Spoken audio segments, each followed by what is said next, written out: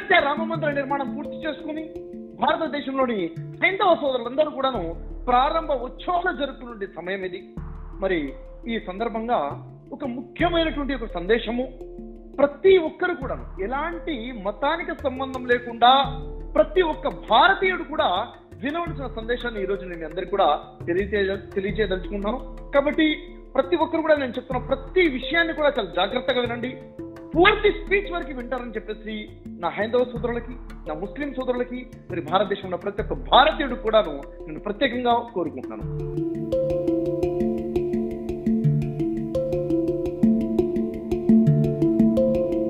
ఎప్పుడైతే మనము అయోధ్య రామ మందిరం అన్న ప్రస్తావన వస్తుందో ముస్లిం సహోదరులకి బాబ్రీ మస్జిద్ యొక్క ఆలోచన మొదలైపోతుంది. అరే ఇది ఒకటి మస్జిద్ కదా అని చెప్పేసి. అయితే ఇక్కడ మనం గమనించుకోవాల్సిన, గుర్తు చేసుకోవాల్సిన విషయం ఏంటంటే, భారతదేశంలో ఉన్నటువంటి ముస్లిం సంఘ పెద్దలు, ముఖ్యంగా చెప్పాలంటే ముస్లిం పర్సనల్ లా బోర్డ్ తరపు నుంచి ఒక ప్రకటన చేయడం జరిగింది. ఏ తీర్పు అయితే సుప్రీంకోర్టు ఇస్తుందో, ఇది బాబ్రీ మస్జిదా లేక రామ జన్మభూమా లేక ఇక్కడ మందిరమా ఏంటని చెప్పేసి ఏ తీర్పు అయితే ఇక్కడ సుప్రీంకోర్టు ఇవ్వబోతుందో దానికి మేము కట్టుబడి ఉంటాము అని చెప్పేసి ముస్లిం పర్సనల్ బోర్డు తరపు నుంచి ప్రకటించడం జరిగింది. మరి దానికి అనుగుణంగానే మరి ఏదైతే తీర్పు వచ్చిందో దానికి తగ్గట్టుగా మాట మీద నిలబడి ముస్లిం సహోదరులందరూ కూడా దాన్ని యాక్సెప్ట్ చేయడం జరిగింది. మరి ఈరోజు దాని గురించి చర్చించుకోవాల్సిన అవసరం ఏమీ లేదు. తీర్పు వచ్చేసింది. మరి అక్కడ రామ మందిర నిర్మాణము, మరి మస్జిద్ కోసం కూడా ఒక స్థానాన్ని ఏర్పాటు చేయడము, అక్కడ దాని యొక్క నిర్మాణం అన్నది ఇది మనందరికీ తెలిసినటువంటి విషయమే. అయితే మరి సుప్రీంకోర్టు ఇచ్చినటువంటి తీర్పు మేరకు చట్టబద్ధంగా మన హైందవ సోదరుడు అక్కడ మందిర్ని నిర్మించుకోవడము, దాని యొక్క ప్రారంభోత్సవం అనేది ఈరోజు మన ఉత్సవాలు మనం చూస్తున్నాం. ఇక్కడ గమనించాల్సిన కొన్ని ముఖ్యమైన విషయాలు ఉన్నాయి. అవి ఏంటివి అంటే, రామాయణము అనగానే లేక శ్రీరాములు వారు అనగానే సమాజంలో ముఖ్యంగా హైందవ సోదరులో ఉన్నటువంటి ప్రజలలో 3 వర్గాల వాళ్ళు మనకు కనిపిస్తూ ఉంటారు. ఎవరా 3 వర్గాలు అంటే, ఒక వర్గం వారు ఏమంటారంటే అసలు రామాయణం అనేది ఒక పురాణం అండి, అది పుక్కటి పురాణము, అది వాస్తవం కాదు, అది కల్పించబడినటువంటి ఒక కథ మాత్రమే, రాయబడిన కథ మాత్రమే, ఊహాగానాలు మాత్రమే, అంటే చరిత్రలో రామాయణము జరగలేదు, రాముడు చరిత్రలో లేడు అని చెప్పేసి అనేటటువంటి వర్గం ఒకటి ఉంది. మరొక వర్గం ఎవరు అంటే, రామాయణం అనేది ఉంది, చరిత్ర ఉంది, ఈ చరిత్ర జరిగింది, మరి ఈ చరిత్రలో రాముడు అనేటువంటి వ్యక్తి ఎవరైతే ఉన్నారో ఇతని క్యారెక్టర్ని నెగిటివ్గా చూపించుకుంటూ, నిజంగా చెప్పాలంటే ఇతని వ్యక్తిత్వం సరైనది కాదు అని చెప్పేసి, అంటే ఇక్కడ రామాయణంలో ఉన్నటువంటి రాముల వారి గురించి, అతను యొక్క వ్యక్తిత్వం గురించి నెగిటివ్ సెన్స్ లో వాదించే మాట్లాడే వర్గం కూడా ఉంది. ఇంకా చెప్పాలంటే 3వ వర్గం వారు ఎవరున్నారు అంటే, రామాయణం ఉందని, అది చరిత్ర అని, రామాయణంలో నుండి రాముల వారు ఉన్నతమైన వ్యక్తిత్వం కలిగినటువంటి ఒక వ్యక్తి అని చెప్పేసి నమ్మేటువంటి వర్గం కూడా ఉంది. మరి ఇక్కడ వ్యక్తిగతంగా మీరు నన్ను ప్రశ్నిస్తే మరి నేనేమని నమ్ముతున్నాను? ఇది ఒక పుక్కటి పురాణమా, అంటే ఒక కథ మాత్రమేనా, లేకపోతే ఇది నిజంగా చరిత్రనా? ఒకవేళ ఇది చరిత్ర అయితే దాంట్లో రాముల వారిది పాజిటివ్ రోలా, నెగిటివ్ రోలా? ఎందుకంటే రామాయణాన్ని చదివేటువంటి వాళ్ళు అనేక రకాల రామాయణాలు ఉండడము, అనేక మంది దీంట్లో రాముడిని ఒక విలన్ గా, నెగిటివ్ క్యారెక్టర్ గా, రాముల వారిని ఒక పాజిటివ్ క్యారెక్టర్ చూడడం జరిగింది. మరి దీంట్లో నా యొక్క అభిప్రాయం ఏంటి, నా స్టాండ్ ఏంటంటే, నేను స్పష్టంగా తీసుకున్న స్టాండ్ ఏంటంటే, ఈ రామాయణము అనేది చరిత్ర, ఇది పుక్కటి పురాణము కాదు, ఇది జరిగినటువంటి ఒక చరిత్ర అని చెప్పేసి నేను వ్యక్తిగతంగా నేను నమ్ముతున్నటువంటి విషయం. అయితే మరి రామాయణం గురించి ఎవరైనా ఏదైనా మాట్లాడాలి అంటే ఎవరికి అర్హత ఉంటుంది అంటే, రామాయణం చదివినటువంటి వ్యక్తికే అర్హత ఉంటుందని నేను నమ్ముతాను. ఎందుకంటే దాని నుంచి కామెంట్ చేయడానికి ఏముంది, ఎవరైనా కామెంట్ చేస్తారు, కానీ గ్రంథాన్ని పరిశీలించి చదివావా లేదా అనేది ముఖ్యమైనటువంటి విషయం. గ్రంథాన్ని పరిశీలించిన వారే దాని నుంచి మాట్లాడడానికి అర్హత కూడా కలిగి ఉంటారు. అయితే మరి ఎప్పుడైతే నేను రామాయణాన్ని పరిశీలించానో, చదివాను, నేను చెప్తున్న విషయం ఏంటంటే, రామాయణం అనేది జరిగినటువంటి ఒక చరిత్ర అని చెప్పేసి దాంట్లో రాముల వారు ఉన్నతమైన వ్యక్తిత్వం గల వ్యక్తిగా నేను విశ్వసిస్తున్నాను. ఇది నేను ప్రకటిస్తున్న విషయం. చాలా మంది హైందవ సోదరులు రాముల వారిని దేవుడిగా విశ్వసించి ఆయనకి పూజలు చేస్తున్నారు కదా. మరి ఇలాంటి తరుణంలో అంతమంది దేవుడిగా విశ్వసిస్తున్న రాముడిని నేను నమ్ముతున్నాను అని చెప్పడం ఎంతవరకు సమంజసమో, ఒక ముస్లింగా మీకు సమంజసమా అని చెప్పేసి ఒక ప్రశ్న రావచ్చు. ఇది కొంతమంది ముస్లింలు కూడా ఈ విధంగా ప్రశ్నించవచ్చు కూడా. అయితే నేను క్లారిటీగా చెప్పాలనుకుంటే, స్పష్టంగా చెప్పాలనుకుంటున్న విషయం ఏమిటంటే, నేనెవరు అంటే, నేను ఒక ముస్లిం, అంటే దైవ విధేయుడిని ముస్లిం అంటారు. ఇప్పుడు నీ ధర్మం ఏమిటి అని నన్ను ప్రశ్నిస్తే నేనంటాను, నా ధర్మం ఇస్లాం అని చెప్తాను. ధర్మము అంటే ఏంటి? జీవన విధానము. అంటే నేను జీవితం ఎలా గడుపుతాను, నా జీవనాన్ని ఎలా ముందుకు తీసుకెళ్తాను అంటే ఇస్లాం ప్రకారంగా జీవితాన్ని గడుపుతాను. ఇస్లాం అంటే ఏంటి? ఇస్లాం అంటే అరబీ భాష. ఇస్లాం అంటే దేవుడు యొక్క ఆజ్ఞలకి శిరసావహించి దేవుడి ముందు తనను తాను సమర్పించుకుంటూ దేవుని చెప్పినట్టుగా జీవితం గడిపే విధానాన్నే ఇస్లాం అంటారు.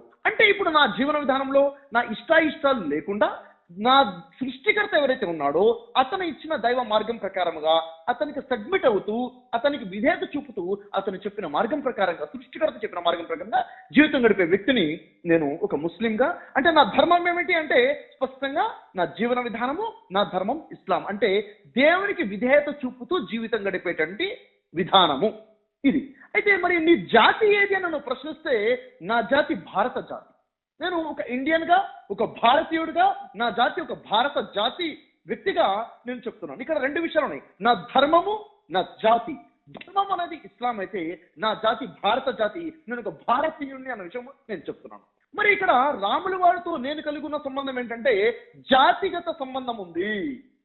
అంటే రాములు వారు ఏ జాతి నుంచి అయితే ఉన్నారో, ఏ భారత జాతీయుడిగా ఉన్నారో అదే భారత జాతి నుంచి నేను కూడా ఒక భారతీయుడిని కాబట్టి జాతిగత బలమైన సంబంధము నాకు రాములు వారి మధ్య ఉందని చెప్పేసి నేను బలంగా నమ్ముతున్నాను. సో కాబట్టి నా జాతిలో గతించినటువంటి, నా జాతిలో గడిచినటువంటి కాలంలో నుండి ఒక గొప్ప చరిత్రకారుడు, చరిత్రలో గతించినటువంటి ఒక ఉన్నతమైన వ్యక్తిగా నేను రాములు వారిని గౌరవించడము, ప్రేమించడము, నమ్మడం అనేది జరుగుతుంది. ఇక్కడ ఇస్లాం ప్రకారంగా నా సాంఘిక ధర్మము నా జాతిని నేను విశ్వసించడము అన్నది ఇక్కడ అర్థమవుతుంది. మరొక విషయం ఏంటంటే ఖురాన్ గ్రంథాన్ని మనం పరిశీలిస్తే ఖురాన్ నాకిస్తున్న బోధ ఏమిటి ఇక్కడ మనం ఆలోచిద్దాం. ఉదాహరణకి యేసు వారి తల్లి గారైనటువంటి మరియం వారు ఉన్నారు. మరియంని మనకు ఇక్కడ నుండి మన క్రైస్తవ సోదరులు మరియమ్మ అని చెప్పేసి పిలుస్తుంటారు, మేరీ మరియం అని చెప్పేసి.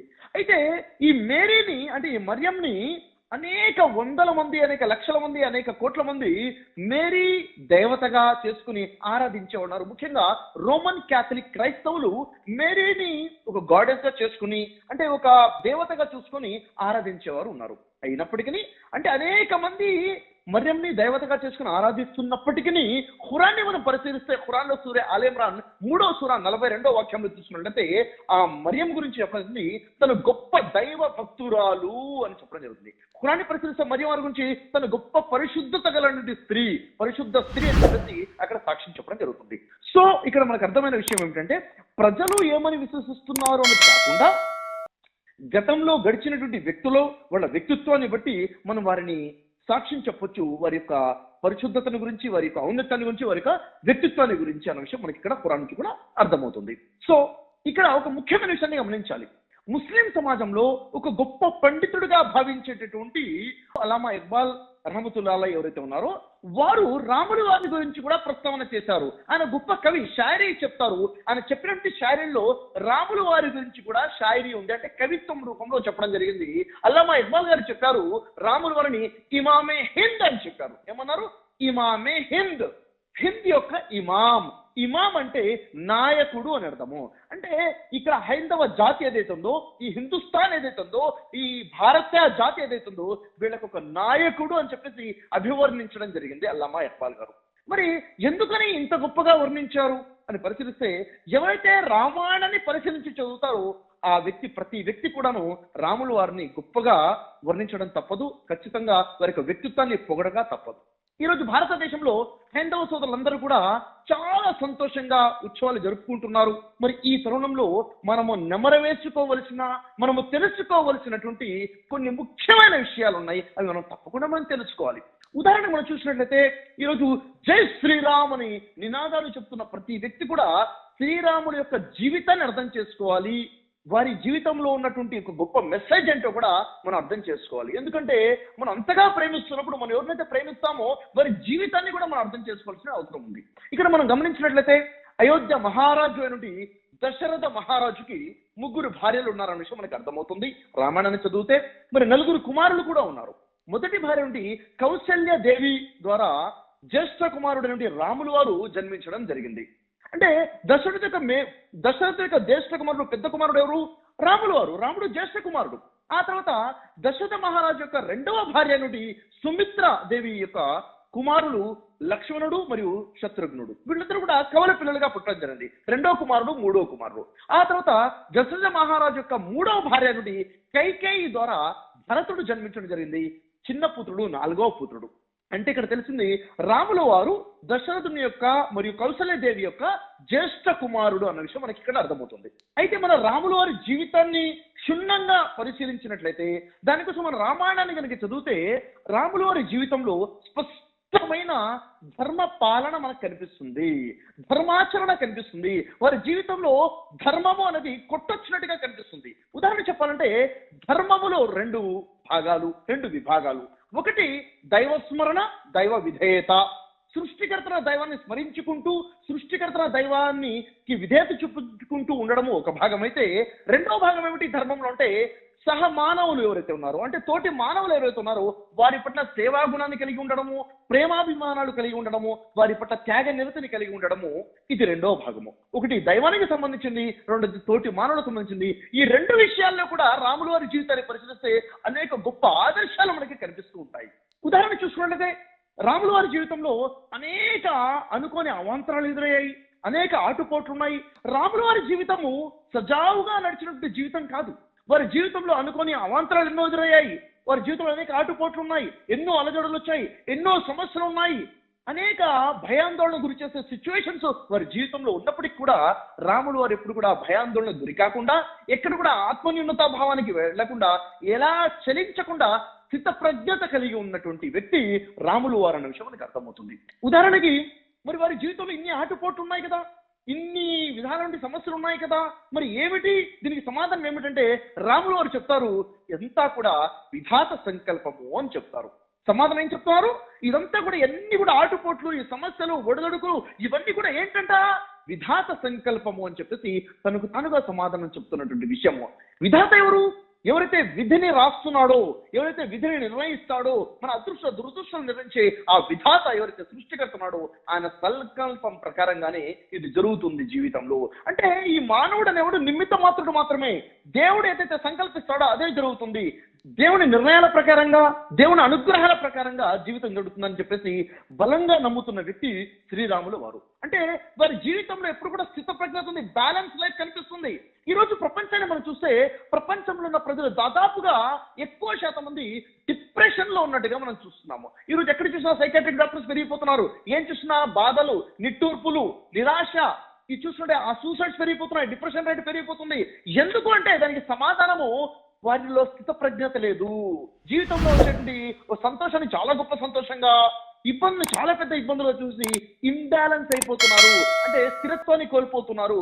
అలాంటి వారందరికీ కూడా ఇచ్చే గొప్ప సందేశం ఏమైనా ఉందంటే రామాయణం నుంచి, రాములు వారి జీవితం నుంచి తీసుకోవాల్సింది స్థితప్రజ్ఞత కలిగి ఉండాలి. అది ఎలా అంటే జీవితంలో ఏది జరుగుతున్నా కానీ అది దైవం యొక్క నిర్ణయం ప్రకారంగా జరుగుతుంది, మనం విధిని నిర్ణయించేటటువంటి అతని అనుగ్రహం ప్రకారంగా జరుగుతుందని ఏ విశ్వాసం అయితే, ఏ నమ్మకం అయితే రాములు వారు కలిగి ఉన్నారో అలాంటి విశ్వాసాన్ని కనుక ఈ రోజు ప్రజలు కనుక్కున్నట్లయితే ప్రజలు డిప్రెషన్లోకి వెళ్లకుండా స్థితప్రజ్ఞత కలిగి ఉంటారు, స్థిరత్వాన్ని కూడా కలిగి ఉంటారు.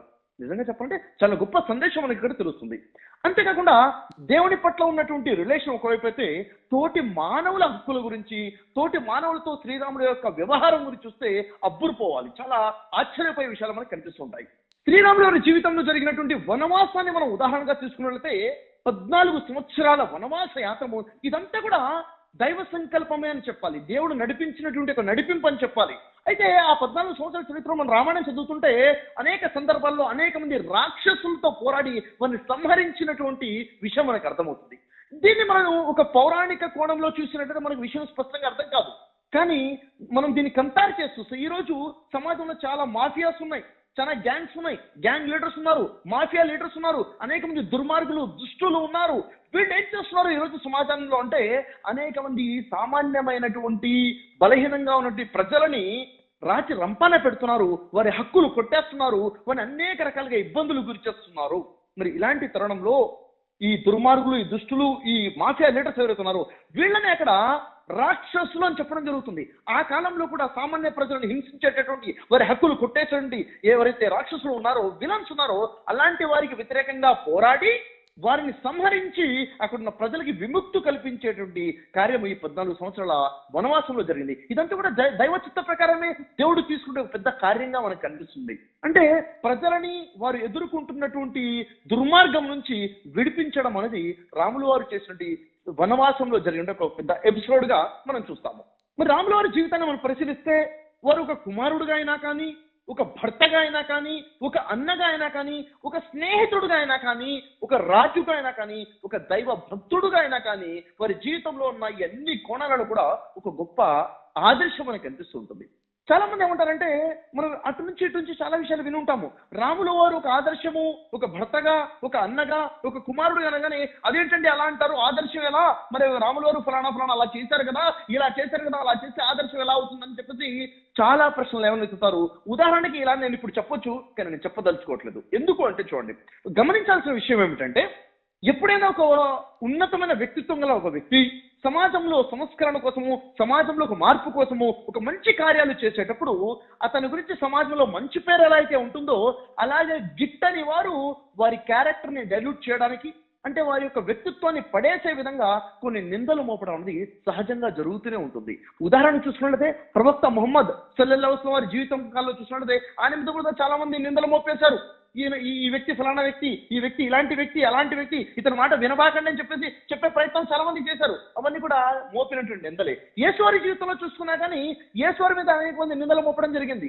అలాగే ఒక మంచి గొప్ప వ్యక్తిత్వం ఉన్నటువంటి వ్యక్తి ఎప్పుడైతే ఉంటారో ఆ వ్యక్తి మీద ప్రజలు మోపినటువంటి నిందలు ఉంటాయి అన్న విషయం మనం గమనించాలి. కాబట్టి మనం ఏదైతే వింటున్నామో ఆ వింటున్నటువంటి విషయం నిజమా లేక మోపినటువంటి నిందన అన్నది కూడా చాలా పెద్ద ప్రశ్నగా మనం ఇక్కడ ఆలోచించాల్సిన అవసరం ఉంది. రామాయణాన్ని పరిశీలించుకుంటూ ముందుకెళ్ళినట్లయితే ముఖ్యమైన ఘట్టాలు మనం పరిశీలిస్తే రాముల వారి యొక్క క్యారెక్టర్ ఎలా ఉండేది, వారి వ్యవహారం ఎలా ఉండేది, మానవతో వారి సంబంధాలు ఎలా ఉండేవి, వారి ఆలోచన విధానం ఎలా ఉండేది, ఇవన్నీ కూడా మనం పరిశీలించుకున్నట్లయితే రాముల వారు ఇప్పుడు మనం మాట్లాడిన విధంగా నలుగురు కుమారులు, దశరథుడికి నలుగురు కుమారులు, జ్యేష్ఠ కుమారుడు, యువరాజు. మరి రాముడు అభిషేకించబడడానికి సిద్ధంగా ఉన్నటువంటి సమయం అది. అంటే ఇప్పుడు ఆ తర్వాత రాజు ఎవరు అవబోతున్నారు? రాముడే రాజు అవ్వబోతున్నారు, ఆయన అభిషేకించబడబోతున్నాడు, ఆయన యువరాజే రాజుగా మారబోతున్నాడు. ఆ సమయంలో తన తల్లి గారు అయినటువంటి కైకేయి, తల్లి అంటే సవతి తల్లి అయినటువంటి కైకేయి తన అభిషేకాన్ని అద్వహించడాన్ని అడ్డుకోవడం జరిగింది. మరి ఎప్పుడైతే కైకేయి తన సవతి తల్లి రాముడు రాజుగా అవ్వడాన్ని అబ్జెక్షన్ చేయడం జరుగుతుందో, మరి ఆ సమయంలో కైకేయి పట్ల శ్రీరాములు ఏమాత్రము కూడా దురుసుగా ప్రవర్తించలేదు, మాట్లాడలేదు కూడాను. ఇంకా పైపెచ్చు కైకేయి పట్ల చాలా విధేయతతో మెలగడము, చాలా విధేయతగా మాట్లాడము మనం రామాయణం చూస్తున్నట్లయితే ఆ సంగ్రహం మనకు కనిపిస్తూ ఉంటుంది. మరి శ్రీరాములు వారు తండ్రి మాటను తన మాటగా, తండ్రి గౌరవాన్ని తన గౌరవంగా భావించి తండ్రి యొక్క మాటను, తండ్రి యొక్క గౌరవాన్ని నిలబెట్టడం కోసము తను వనవాసానికి కూడా వెళ్ళారు 14 సంవత్సరాలు. మరి శ్రీరాములు వారి యొక్క సవతి తల్లి అయినటువంటి కైకేయి యొక్క ఆనందం కొరకు తన అరణ్యవాసానికి వెళ్ళడం కోసం కూడా సిద్ధపడిపోయారన్న విషయం మనకు తెలిసిన విషయమే. మరి శ్రీరాములు వారు కైకేయి పట్ల, అంటే తన సవతి తల్లి పట్ల ఎలాంటి ప్రేమానురాగాలను కలిగి ఉన్నవారు ఈ విషయాన్ని గమనించినట్లయితే ఒకనొక సందర్భంలో రామాయణంలో అంటున్నారు, ఓ లక్ష్మణ, తల్లి కైకేయిని బాధపడవద్దని చెప్పు, నేను నా నిర్ణయం మార్చుకోను, భరతునికే పట్టాభిషేకం జరుగుతుందని తల్లి అయిన కైకేయికి నచ్చ చెప్పు అని చెప్తున్నారు. అంటే కైకేయి అయితే కోరుకుంటున్నారో నా కుమారుడు భరతుడు రాజవ్వాలి అని చెప్పేసి, మరి అవుతాడా అవ్వడా, రాముడు ఆ మాట వింటాడా వినడా, రాముడు తను ఇచ్చిన మాటల మీద నిలబడడా అన్న సంశయం వచ్చినప్పుడు లక్ష్మణుడితో చెప్తున్నారు, లక్ష్మణ నువ్వు వెళ్ళి కైకేయితో చెప్పు, బాధపడవలసిన అవసరం లేదని చెప్పు, నేను నా నిర్ణయం మీద నిలబడతాను, నా నిర్ణయాన్ని మార్చుకోను, భరతునికే పట్టాభిషేకం లభిస్తుంది, ఆయనే రాజు అవుతాడని చెప్పేసి తనకు చెప్పు, బాధపడాల్సిన అవసరం లేదని చెప్పు. ఇంకా అంటారు, నా తల్లి కైకేయి క్షణమైనా బాధపడము నేను భరించలేను అని చెప్తున్నారు. ఇక్కడ గమనించండి, యాక్చువల్గా రాములవారు రాజు అవ్వాలి, అలాంటి తరుణంలో తను అవ్వాల్సిన రాజరికం వేరే వారికి వస్తుంటే ఆ సమయంలో తన కైకేయి తన సవతి తల్లి పట్ల తను మాట్లాడే విధానం చూడండి. తను ఒక్క క్షణమైనా బాధపడము నేను భరించలేను అంటున్నారంటే ఒకసారి మనతో పోల్చుకుంటే మన వ్యవహారం మన ఎలా ఉంది, మన మాతృమూత్రులతో మన తల్లితో మన వ్యవహారం ఎలా ఉంది, మన చుట్టుపక్కల సంబంధాలతో మనం ఎలాంటి రిలేషన్ మనం కలిగి ఉన్నాము, ఎంత గొప్ప ఆదర్శం మనకి ఇక్కడ కనబడుతుంది. హ్యూమన్ రిలేషన్స్ కి శ్రీరాములు వారు ఇచ్చినటువంటి ప్రాధాన్యత మనకి ఇక్కడ కనిపిస్తుంది. రామాయణంలో అయోధ్యకాండము సర్గము 19లో 24వ శ్లోకంలో పరిశీలించినట్లయితే అక్కడ శ్రీరాములు వారు ఈ విధంగా అంటున్నారు, ఓ కైకేయి మాత, నన్ను శాసించుటకు నీకు పూర్తి అధికారం ఉన్నది, నీ ఆజ్ఞ ఎట్టిదేనను దానిని నేను శిరసావహించుదును అని చెప్తున్నారు. అంటే ఓ మాత, ఓ కైకేయి మాత, నీకు పూర్తి అధికారం ఉంది నన్ను శాసించడానికి, నన్ను ఆజ్ఞాపించడానికి అని చెప్తున్నారు. నువ్వు ఎలాంటి ఆజ్ఞ మోపినా కానీ నేను శిరసావహిస్తాను. అంటే దశరథ మహారాజుకి ఏదైతే చెప్పారో అవసరం లేదు నువ్వు డైరెక్ట్గా నాకు చెప్పినా కానీ నీ ఆజ్ఞను నేను వింటాను అన్న విషయం చాలా స్పష్టంగా అక్కడ రాయబడినటువంటి శ్లోకాల్లో మనకు అర్థమవుతుంది. అదే అయోధ్యకాండము సర్గము 19:25 శ్లోకాన్ని చూసినట్లయితే, అమ్మ కౌసల్య మాత అని చెప్పేసి తన సొంత తల్లి అయినటువంటి కౌసల్యాదేవితో మాట్లాడుతున్నారు. 26వ శ్లోకంలో చూసినట్లయితే, ఈ రాజ్యమును భరతుడు పాలింపగలడు, ఈ రాజ్యాన్ని భరతుడు పాలింపగలుగుతాడు, ఆ సమర్థత తనలో ఉంది, మరియు తండ్రి గారిని సేవలు చేయనట్లుగా చూడుము అని చెప్తున్నారు. అంటే బాధ్యత, తన తల్లికి ఒక బాధ్యత ఇస్తున్నారు. ఏమైనా బాధ్యత ఇస్తున్నారు? నా తమ్ముడు భరతుడు ఎవరైతే ఉన్నారో అతను రాజ్య పరిపాలన చేస్తాడు, దానితో పాటు తండ్రికి సేవ చేసేటట్టుగా చూడు, ఎందుకంటే ఇదే సనాతన ధర్మము అని చెప్తారు. సనాతన ధర్మం అంటే ఏంటి అంటే న్యాయంగా పరిపాలన చేయడము, తల్లిదండ్రులకు సేవ చేయడము అన్నది స్పష్టంగా మనకి ఇక్కడ అర్థమవుతుంది. అదే రామాయణంలో అయోధ్యకాండము సర్గము 19లో మరొక సందర్భంలో శ్రీరామచంద్రుడు వారు అంటున్నారు, తన సోదరులంటి భరతునితో శత్రుఘ్నుడితో గట్టి ప్రమాణం తీసుకుంటారు. ఏమని ప్రమాణం తీసుకున్నారు? మీ సొంత తల్లి అయినటువంటి కైకేయి పట్ల చాలా ప్రేమగా మెలగాలి, చాలా ప్రేమగా తను చూసుకుంటానని ప్రమాణము చేయమని చెప్పేసి గట్టిగా ప్రమాణం తీసుకుంటారు.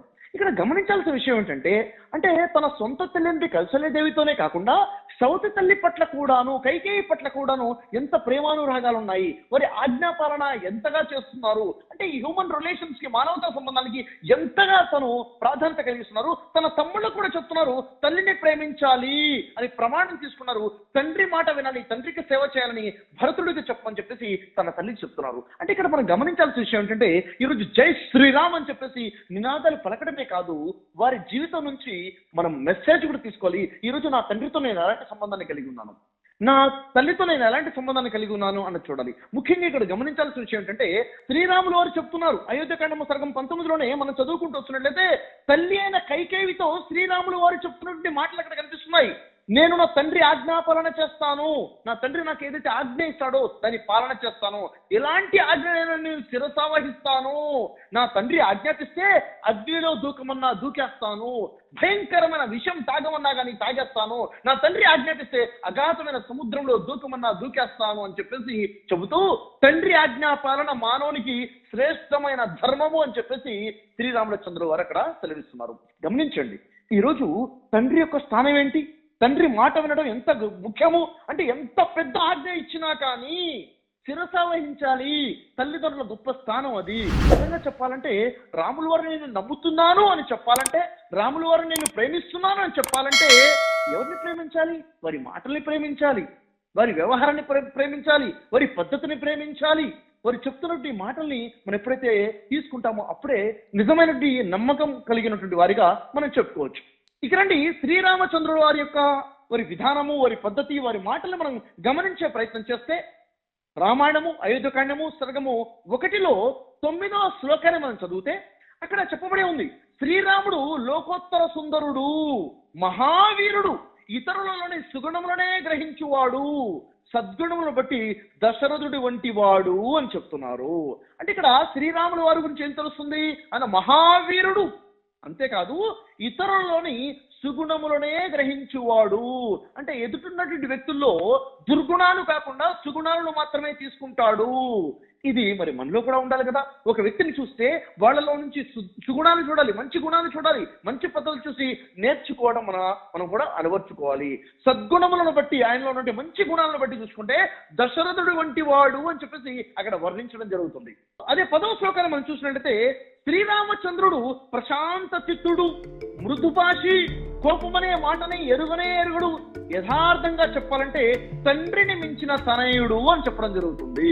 మృదుభాషి, మాట్లాడితే ఎలా మాట్లాడాలి? చాలా మృదువుగా, ప్రేమగా మాట్లాడాలి. కోపం అనే మాటను ఎరుగునే ఎరుగడు. ప్రతి చిన్నదానికి ఈరోజు ప్రతి దానికి కూడా కోపం వచ్చేస్తుంది. నిజంగా చెప్పాలంటే రాములు వారు ఎలా ఉన్నారు? కోపం అనే మాట ఆయనకి తెలియనే తెలియదు. ఆయన యొక్క క్యారెక్టర్ ఎలా ఉంటుందంటే, దశరథుడు తన తండ్రిని కూడా మించినటువంటి తనయుడు అని ఆ 10వ శ్లోకంలో చెప్పడం జరుగుతుంది. అదే 11వ శ్లోకాన్ని మనం చూసినట్లయితే, శ్రీరామచంద్రుడు తనకి ఏ రూపంలో అయినా ఎవరైనా ఏ కొంచెము మేలు చేసినా, ఉపకారము చేసినా కానీ దానిని శ్రీరాములు వారు కొండంతగా చూసి కొండంతగా భావించి మిక్కిలి సంతోషపడేవారు అని చెప్తున్నారు. అంటే చిన్న పాజిటివ్ ని కూడా చాలా పెద్ద పాజిటివ్ గా చూసేవారు, చిన్న సహాయాన్ని కూడా చాలా కొండంతగా చూసేవారు, చాలా సంతోషపడేవారు. మరి అదే శ్లోకంలో చెప్పడం జరుగుతుంది, తనకి ఎవరి వల్ల అయినాను ఎలాంటి అపకారమైనా జరిగితే దాన్ని పట్టించుకునేవారు కాదు. అంటే తనలో నెగిటివిటీ లేకుండా పాజిటివిటీనే తీసుకుని ముందుకెళ్తున్నారు. మరి ఈ రోజు మన రిలేషన్స్ ఎలా ఉన్నాయి? ఈ రోజు ఎవరు తన శత్రుత్వం చేస్తే నేను జీవితంలో క్షమించను, నీ అంతు చూస్తాను అన్న ఆలోచనలు ఎలా ఉన్నాయి? శ్రీరాములు వారి ఆలోచన ఎలా ఉన్నాయి? ఎవరి ద్వారా అయినా నష్టం జరిగితే, అపకారం జరిగితే ఏమంటున్నారు? దాన్ని పట్టించుకునేవారు కాదు. మరి అదేవిధంగా 12వ శ్లోకాన్ని మనం పరిశీలించినట్లయితే అక్కడ చాలా అద్భుతమైన విషయం తెలుస్తుంది. శ్రీరామచంద్రుడు అస్త్రాభ్యాసము చేసేటువంటి సమయంలో, తన విరామ సమయంలో అయినా కానీ లేక ఎల్లవేళలా కూడా సదాచార సంపన్నులైనటువంటి వాళ్లతో, జ్ఞాన వృద్ధులతోనూ, వయోవృద్ధులతోనూ మరియు సజ్జనులతో పాటు తను అనేక విషయాలు చర్చించుకుంటూ ఉండేవారు అన్న విషయం మనకు అర్థమవుతుంది. అంటే శ్రీరాములు వారు చిన్నప్పటి నుంచి కూడా ఏం చేసేవారంట? తనకి సమయం దొరికినప్పుడు ఎల్లవేళల్లో కూడా ఎవరితో ఉండేవారు? సదాచరణ సంపన్నులు, ఎప్పుడు కూడా మంచి పనులు చేసేటటువంటి వారు ఎవరైతే ఉన్నారో వాళ్ళతో పాటు, జ్ఞాన వృద్ధులతో పాటు అంటే మంచి జ్ఞానం కలిగిన వారితో పాటు, వయోవృద్ధులతో అంటే వయసులో చాలా పెద్ద వయసులో ఉన్న వాళ్ళతో పాటు, సజ్జనులతో పాటు అంటే మంచి జనులు ఎవరైతే ఉంటారో, మంచి పనులు చేసే జనులు, వాళ్ళతో పాటు సమయం గడిపేవారు. అనేక విషయాల గురించి చర్చించుకుంటూ ఉండేవాళ్ళు అన్న విషయం తెలుస్తుంది. మరి ఈ విషయాన్ని గమనిస్తే ఈరోజు మన యువత ఎలా ఉంది? ఈరోజు సమాజంలో ప్రజలు ఎవరున్నారు? ఎవరితో కలిసి మాట్లాడుకున్నారు? ఎక్కడెక్కడ చాడీలు పెడుతున్నారు? అంటే జ్ఞానవంతులతో ఉండే ప్రయత్నం చేస్తున్నామా? అజ్ఞానవంతులతో ఉండే ప్రయత్నం చేస్తున్నామా? సజ్జనులతో ఉంటున్నామా? దుర్జనులతో ఉంటున్నామా? మంచి విషయాల మీద చర్చ జరుపుకున్నామా? చెడ్డ విషయాల మీద చర్చ జరుపుకున్నామా? అంటే మనం యొక్క ఆలోచన విధానం ఎలా అయితే ఉంటుందో అలాంటి వ్యక్తులతోనే మనం కలిసి ఉంటామో, ఎలాంటి వ్యక్తులతో అయితే మనం ఉంటామో అలాంటి ఆలోచన విధానమే మనలో, అలాంటి వ్యక్తిత్వం మనలో కూడా డెవలప్ అవుతుంది. ఇక్కడ శ్రీరామచంద్రుల వారు ఎప్పుడు కూడా సమయం దొరికితే ఉంటున్నారు, సజ్జనులతో ఉంటున్నారు, సదాచరణ చేసేవారితో ఉంటున్నారు, జ్ఞాన వృద్ధులతో పాటు ఉంటున్నారు, అనేక విషయాల మీద చర్చ జరిపేవారు అనే విషయం మనకు అర్థమవుతుంది. అంటే పాజిటివ్ సెన్స్ చూడండి. అదేవిధంగా రామాయణంలో అయోధ్యకాండము సర్గము 1:13వ శ్లోకాన్ని పరిశీలిస్తే శ్రీరాములు వారు ఎవరినైనా కానీ ముందు తానే పలకరించేవారట. అంటే శ్రీరాములు వారు ఎక్కడికైనా వెళ్ళినా, ఎవరైనా తన దగ్గరికి వచ్చినా, వారు చిన్నవారైనా పెద్దవారైనా ఎవరైనా కానీ ముందు శ్రీరాములు వారే పలకరించేవారు. ఇక్కడ మన దగ్గర ఎలా ఉంటుంది? వాడు చిన్నవాడు, వాడే పలకరించాలి. ముందు ఎవరు పలకరించాలంట? ముందు ఎవరు విష్ చేయాలంట?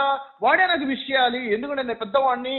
ఈ అహంకార భావము, మరి ఈ అహంకార భావం శ్రీరాములు వారిలో కనపడట్లేదు. ఎవరినైనా కానీ తానే ముందు పలకరించేవారు అని చెప్పేసి స్పష్టంగా శ్లోకం చెప్తుంది. అదే 13వ శ్లోకంలో శత్రువుల పట్ల ప్రేమ వచనములు పలికేవారు. అంటే తన శత్రువులు ఎవరైతే ఉన్నారో వారి పట్ల కూడా చాలా పాజిటివ్ గా మాట్లాడేవారు వారి గురించి.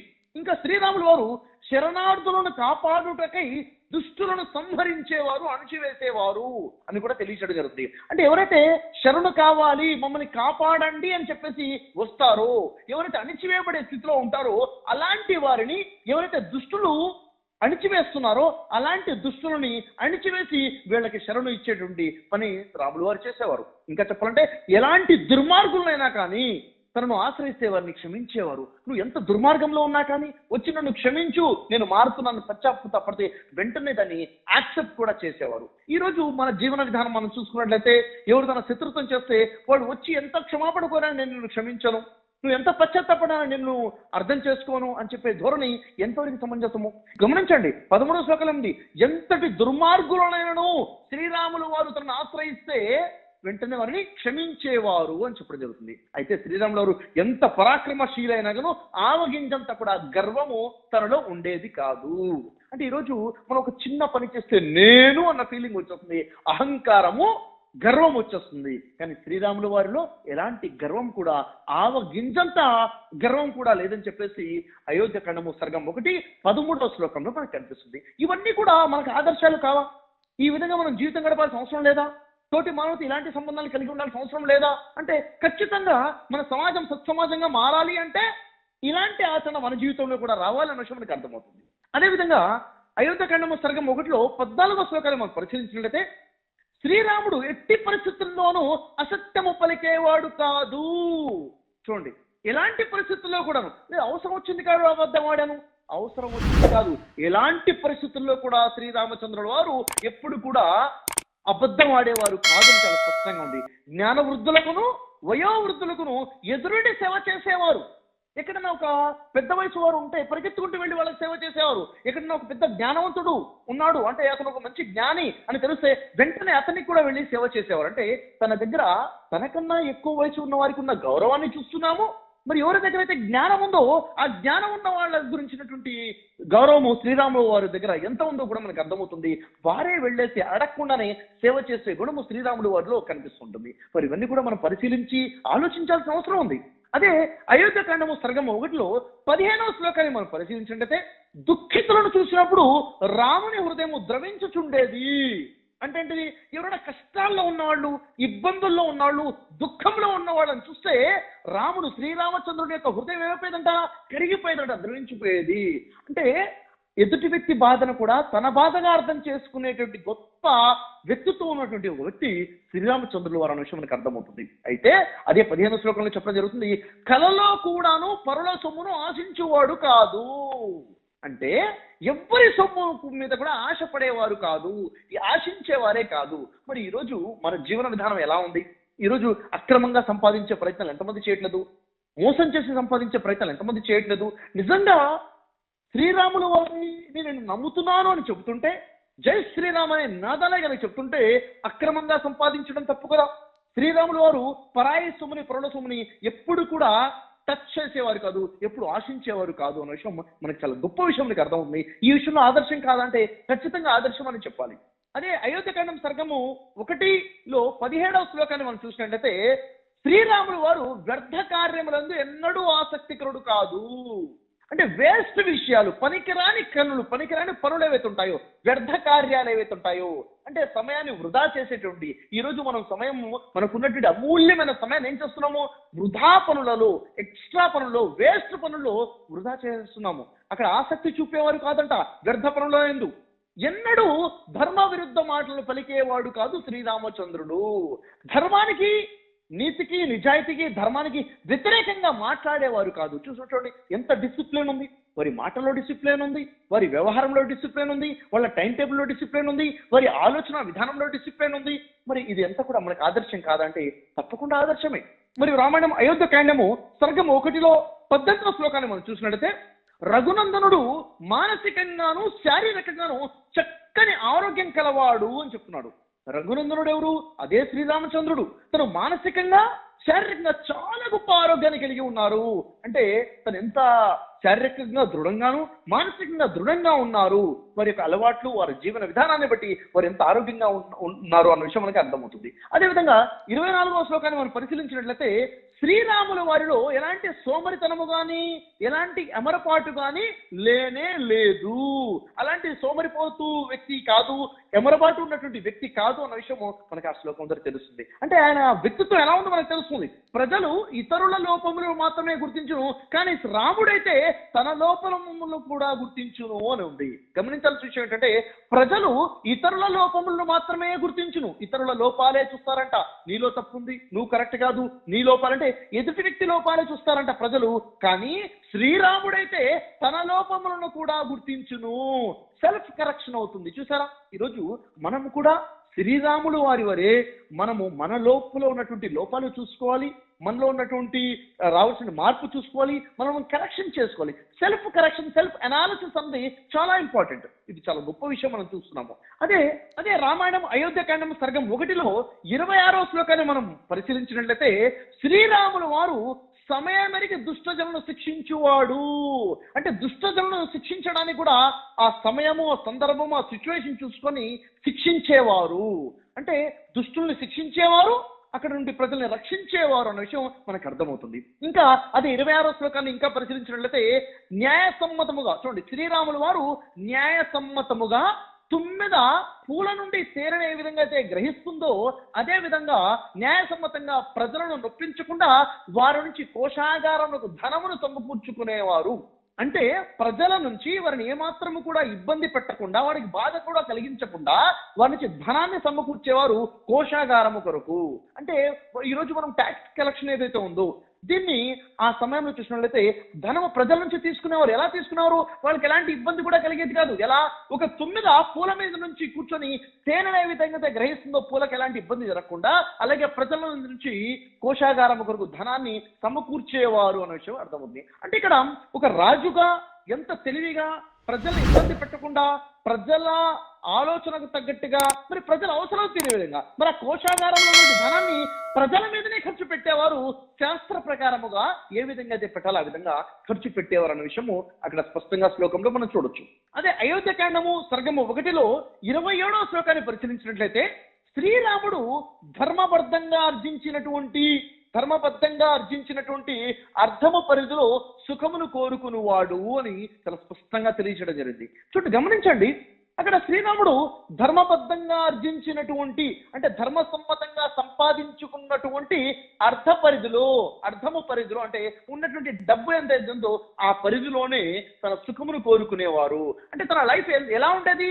తను ధర్మసమ్మతంగా అయితే డబ్బు సంపాదించుకున్నారో, తన దగ్గర ఎంతైతే డబ్బు ఉందో ఆ డబ్బులోనే తన సుఖాన్ని చూసుకునేవారు. అంటే అంతవరకే తప్ప ఈ రోజు మనం ఎంత ఉంది? మన దగ్గర 10 రూపాయలు ఉంటే 100 రూపాయలు సుఖపడే ప్రయత్నం చేస్తుంటాము. ఇంకా ఇంకా ఇంకా ఇంకా ఆలోచన ఉంది. ఈ ప్రపంచంలో పరిగెత్తి అంచుకోవడమే తప్ప ఈ ప్రపంచ సుఖాలు మన చేతికి రావు. మరి శ్రీరాములు వారు తన ధర్మసమ్మతంగా సంపాదించుకున్న ఆ డబ్బు పరిధిలోనే సుఖమును కోరుకునేవారు తప్ప అత్యాశ అనేది అక్కడ మనం చూడటం లేదు. ఇంకా అయోధ్యకాండం సర్గం 1లో 28వ శ్లోకాన్ని మనం పరిశీలిస్తే, ఏనుగులను గుర్రములను అధిరోహించుట, అదుపు చేయుట, వాటికి శిక్షణ ఇచ్చుట ఎరిగిన వాడు శ్రీరాముడు అని చెప్పేసి స్పష్టంగా ఉంది. చూడండి, అనేక రకాల విద్యలు ఉన్నాయి. శాస్త్రం మీద పరిజ్ఞానమే ఉండడం కాకుండా, ప్రజలతో సంభాషించే గుణమే కాకుండా, ప్రజల్ని పోషించడము, పాలించడము, ప్రజల యొక్క ఆలోచన విధానం తెలియటమే కాకుండా, ఇక్కడ ఏనుగును గుర్రమును అధిరోహించుట, వాటిని అదుపు చేయట, వాటికి శిక్ష ఇచ్చడం, వాటికి ట్రైనింగ్ ఇవ్వడం కూడా తెలిసినటువంటి ఒక వ్యక్తి శ్రీరాముడు అని చెప్పేసి ఇక్కడ ఈ శ్లోకంలో తెలియచడం జరుగుతుంది. ఇంకా అయోధ్యకాండం సర్గం 1లో 29వ శ్లోకాన్ని పరిశీలిస్తే ఒక అద్భుతమైన విషయం తెలుస్తుంది. ఆయన ఉన్న పరాక్రమశీలి, ఆయన ఉన్న వీరత్వాన్ని మనం చూడొచ్చు. శ్రీరామచంద్రుడు స్వయముగా తానే శత్రువులకు ఎదురుగా వెళ్ళి ముందు భాగమున నిలిచి వారిని తిప్పతీసేవారు. అంటే శత్రువుతో పోరాడేటప్పుడు శ్రీరాముడే ముందుగా వెళ్ళి ముందు మనసులో నిలబడి ధైర్యంగా వాడితో పోరాడి వాళ్ళని దెబ్బతీసేవారు అని చెప్పేసి ఈ శ్లోకంలో ఉంది. మరి అదే శ్లోకంలో శత్రువులకు అంతుపట్టని వ్యూహరచన చేసి తన సేవను కాపాడుకునేవారు. అంటే శత్రువులకు ఆలోచన కూడా అందనటువంటి వ్యూహరచన చేసేవారు. అంటే స్ట్రాటజీ ప్లాన్ చేసేవారు, చేసి తన సేనను కాపాడుకునేవారు, తన సైన్యాన్ని కాపాడుకునేవారు. చూసారా? అంటే చూసినట్టు అన్ని కోణాలలో కూడా శ్రీరాముడు చాలా తెలివిగా, చాలా చక్కగా, మంచి వ్యక్తిత్వంతో ఉన్నటువంటి ఒక గొప్ప వ్యక్తిగా మనకు కనిపిస్తున్నారు. అదే అయోధ్యకాండము సర్గం 1లో 30వ శ్లోకాన్ని పరిశీలిస్తే, శ్రీరాముడు అసూయ లేనివాడు. అదే అయోధ్యకాండం సర్గం 1 30వ శ్లోకాన్ని మనం పరిశీలించినట్లయితే, శ్రీరాముడు అసూయ లేనివాడు, కోపమునకు లోను కానివాడు, గర్వము లేనివాడు, ఎట్టి వారిని అవమానించని వాడు అని చెప్పేసి ఈ శ్లోకం చెప్తుంది. చూసారా? ఈరోజు ఎవరినో చూసి అసూయ చెందడము, ఈరోజు మనం పక్క వాళ్ళని చూసి, మన సొంత తమ్ముడిని, అన్నయ్యని చూసి, మన సొంత వాళ్ళని చూసి వాళ్ళ దగ్గర ఏదో ఉంది, మన దగ్గర ఏదో లేదని చెప్పేసి వాళ్ళు ఏదో ఎదుగుతున్నారని అసూయ ఉంది. నిజంగా ఇది ధర్మసమ్మతం అంటే కానే కాదు. అసూయ ఉండకూడదు, కోపానికి లోనయ్యే వ్యక్తి కాదు, గర్వము లేనటువంటి వ్యక్తి శ్రీరాముడు. అంటే ఎవరిని కూడా అవమానపరచినటువంటి వ్యక్తి. అంటే ఇవన్నీ కూడా మన జీవితంలో రావాల్సిన క్యారెక్టర్స్ అన్న విషయం మనకు అర్థమవుతుంది. ఇంకా ముఖ్యమైన ఘట్టాన్ని మనం చూసుకున్నట్లయితే, రామాయణంలో రాముని యొక్క వివాహ విందులో సహపంక్తి భోజనాలు ఏర్పాటు చేసినట్టుగా మనం చూస్తున్నాము. సహపంక్తి భోజనం, అక్కడ ఉన్నటువంటి బ్రాహ్మణులైనా, వైశ్యులైనా, క్షత్రియులైనా, క్షుద్రులైనా అందరూ కలిసి సహపంక్తి భోజనాలు చేస్తారు. అంటే ఇక్కడ సమానత్వము, సమదృష్టికి ఒక నిదర్శనముగా మనకు ఒక వివాహ విందు కూడా మనకు కనిపిస్తుంది. అంటే ఎక్కడ చూసినా సమానత్వం ఉంది. ప్రజలందరినీ సమదృష్టితో చూడడము, సమానత్వము, ఈక్వాలిటీ, ఎక్కువ తక్కువలు, హెచ్చు తక్కువలు రాముడి దృష్టిలో లేదు అనే విషయము మనకి ఇక్కడ కనిపిస్తుంది. మరి ఈ రోజు ఏదైతే అయోధ్య రామ మందిరం యొక్క నిర్మాణము జరిగి దాని ప్రారంభోత్సవ ఉత్సవాలు జరుగుతున్నాయో, మరి ఇంత గొప్ప మందిరము ఈ రోజు ఒక సాంప్రదాయ మందిరంగా ఉండిపోకుండా, అది ఎప్పుడైతే భారత జాతి ప్రజలకి ఒక నైతికతను బోధించే కేంద్రంగా, మానవతా విలువలను బోధించే కేంద్రంగా, సమైక్యతను బోధించే కేంద్రంగా, సానుభూతిని పంచే కేంద్రంగా, సహకారము, సహజీవనము, అందరూ కలిసిమెలిసి ఐక్యమత్యంగా కలిగి సహజీవనం కలిపే ఒక కేంద్రంగా, మానవతా విలువలను బోధించే ఒక ఆలయంగా ఎప్పుడైతే ఉంటుందో, మరియు నిజ దైవ భక్తిని బోధించే కేంద్రంగా ఎప్పుడైతే ఆలయంగా ఉంటుందో, అప్పుడే అయోధ్య ఆదర్శ రామాయణంగా పరిపూర్ణంగా అవుతుందని మనం చెప్పొచ్చు. ప్రస్తుతము మన సమాజంలో అనేక రుగ్మతలు చూస్తున్నాం. ఎటు చూసినా చెడులే ఉన్నాయి. ఈరోజు మన సమాజాన్ని చూస్తున్నట్టయితే అనేక రుగ్మతలతో ఉన్నటువంటి సమాజం, అంటే అనేక చెడులతో నిండినటువంటి సమాజం. మరి ఇలాంటి రుగ్మతలతో ఉన్నటువంటి సమాజము సమాజంగా మారాలి అంటే ఈరోజు కావాల్సింది కేవలము శిలా నిర్మాణమే కాదు, కానీ మన అంతరాత్మలో రాముని యొక్క శీల నిర్మాణము జరగాలి. శీల నిర్మాణం అంటే క్యారెక్టర్ ఎస్టాబ్లిష్మెంట్ జరగాలి. ఎలాంటి క్యారెక్టర్ అయితే రాములు వారు కలిగి ఉన్నారో అలాంటి క్యారెక్టర్ ఎప్పుడైతే మన జీవితాల్లోకి రాదో అప్పటి వరకు కూడా ఈ సమాజాన్ని, రుగ్మతలు లేని సమాజాన్ని, సమానత్వం ఉన్న సమాజాన్ని మనం ఎస్టాబ్లిష్ చేయలేము. ఈరోజు ఎంతమంది అయితే రామ మందిరం నిర్మాణం అవుతుందని చాలా ఉత్సాహంగా సంతోషపడుతున్నామో, మనందరం కూడా ఈరోజు మాట్లాడుకోవాల్సింది ఏంటంటే మన దేశంలో అనేక మందిరాలు ఉన్నాయి, అనేక మస్జిద్లు ఉన్నాయి, అనేక చర్చెస్ ఉన్నాయి, కానీ ప్రజల్లో మార్పు రావటం లేదు. ప్రజలందరూ కూడా దైవభీతి పరులే, ప్రజలందరూ కూడా దైవ భక్తి పరులే, ప్రజలందరూ కూడా ఆధ్యాత్మికతలోనే ఉన్నారు, కానీ ఒకరిని మరొకరు ప్రేమించే స్థితిలో మనం లేము. ఎందుకంటే అసలు ఆధ్యాత్మికత మనం అర్థం చేసుకోవట్లేదు. రాముడిని ప్రేమిస్తున్నామే కానీ రాముడు ఇచ్చే సందేశాన్ని ప్రేమించట్లేదు. యేసుని ప్రేమిస్తున్నామే కానీ యేసు ఇచ్చే సందేశాన్ని ప్రేమించడం లేదు. ఇక్కడ మొహమ్మద్ ప్రవక్తను ప్రేమిస్తున్నామే కానీ మొహమ్మద్ ప్రవక్త ఇస్తున్న సందేశాన్ని మనం ప్రేమించట్లేదు. మనందరికీ సృష్టికర్తన దేవుడిచ్చే ఆజ్ఞాపాలన మన జీవితంలో లోపించింది. సో కాబట్టి ఈరోజు మనం రామరాజ్యం ఎస్టాబ్లిష్ చేద్దాం అనుకుంటున్నాము. ఈ రామరాజ్యం అంటే ఏంటి? రాముడు ఎలాంటి సంస్కారంతో ఉన్నారు, రాముడు ఎలాంటి క్యారెక్టర్తో జీవితం గడిపారు, రాముడు ఎలాంటి బోధనలు బోధించారు, ఎలాంటి సందేశం అయితే వారి జీవితం ద్వారా మనకిచ్చారో అలాంటి ఆదర్శనీయమైనటువంటి ఆ జీవితం మన జీవితంలో వస్తే అదే రామరాజ్యం అవుతుంది. ప్రతి వ్యక్తిలో కూడా అలాంటి క్యారెక్టర్ ఎస్టాబ్లిష్ అవ్వాలి. ప్రతి ఇంట్లో కూడా అలాంటి క్యారెక్టర్ ఎస్టాబ్లిష్ అవ్వాలి. తల్లికి ఇచ్చే ప్రేమేంటి, తండ్రికి ఇచ్చే ప్రేమేంటి, తోటి సోదరుల కోసం చేయాల్సిన త్యాగమేంటి, సమాజంలో దుష్టులతో ఎలా పోరాడాలి, దుష్టులను ఎలా హరించాలి, సమాజంలో ప్రజల కోసం ఎలా నిలబడాలి, ప్రతి కోణంలో చూసుకుంటూ వచ్చినా కానీ మనము సామాజిక బాధ్యతతో తోటి మానవుల హక్కులు నెరవేర్చేవాడిగా, దైవభీతి కలిగా, దైవాన్ని కూడా స్మరించే వ్యక్తిగా జీవితం గడపాలన్న విషయం మనకు అర్థమవుతుంది. అయితే మనకి అర్థమవుతున్న సందేశం ఏంటంటే ఉన్నంతలో దానం చేస్తూ ఉండాలి, ఉన్నంత వరకు దైవ ధ్యానం చేసుకుంటూ ఉండడం, ఇదే దైవ ధర్మం. సో జై హింద్, జై భారత్.